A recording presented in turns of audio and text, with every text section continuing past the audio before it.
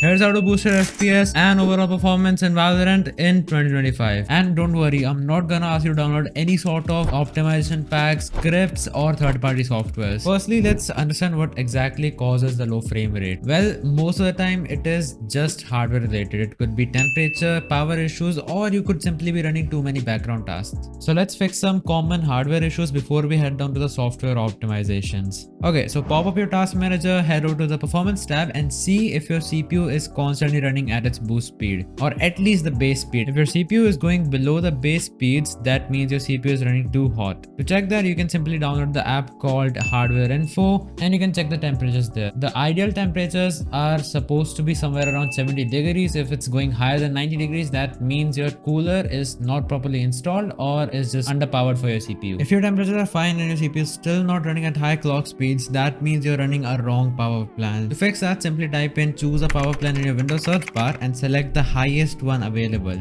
In my case, it is Ultimate Performance. It might be different for Intel users or laptops. A bonus tip for the Ryzen users: if you have a good CPU cooler, you can enable something called PBO that could offer an extra 15% performance for absolute free. You can simply enable PBO by going into the BIOS settings, or you could just download the Ryzen Master app and do it from there. Next thing is memory. Make sure your RAM sticks are running at their correct speeds. If you bought a 3600 MHz RAM, it should be running at 3600.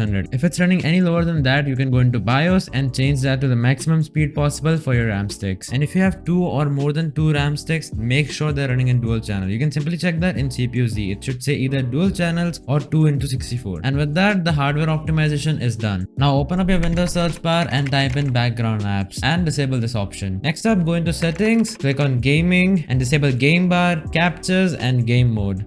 Also, I highly recommend uninstalling softwares like Medal, Insights or Outplayed if you don't have a high-end system, as they use too much resources. If you wanna record your clips, you should rely on softwares like Shadowplay or AMD Relive, as they don't impact the performance at all. And exit any application that you don't use while playing Valorant. That could be Steam, Epic Games or any anti-cheat from other games. All these apps use about 1 to 2% of CPU, and if you have a lot of them running up in the background, they do add up. To check if you have any unnecessary apps running in the background, you can simply open up Task Manager and check your CPU usage on idle. Normally it should be somewhere around 2 to 5%. If you have a very old PC, then follow this step as well. Open up this PC, go into Properties, Advanced System Settings, Performance and choose Adjust for Best Performance and hit Apply. Then open up Task Manager, go into Startup and disable every app that you don't use regularly. If you have a third-party antivirus installed on your PC, it is worth disabling the real-time protection while playing Valorant or any other game, as it uses a lot of CPU. And once you're done with your gaming session, you can turn that back on. After this, launch Valorant, and while it's loading in the background, open up your Task Manager, head over to the Details tab and find Valorant Win64. Right click, set priority and set it to high. Then set affinity, and if you see more than 11 CPUs here, you should disable the first 4 CPUs. Now let's make some changes to the in-game settings. Open up your Valorant settings, go to Video, General and then disable every option that says Limit FPS except the bottom one that says Limit FPS Always. Select Max FPS Always and type in the number that matches your monitor's refresh rate.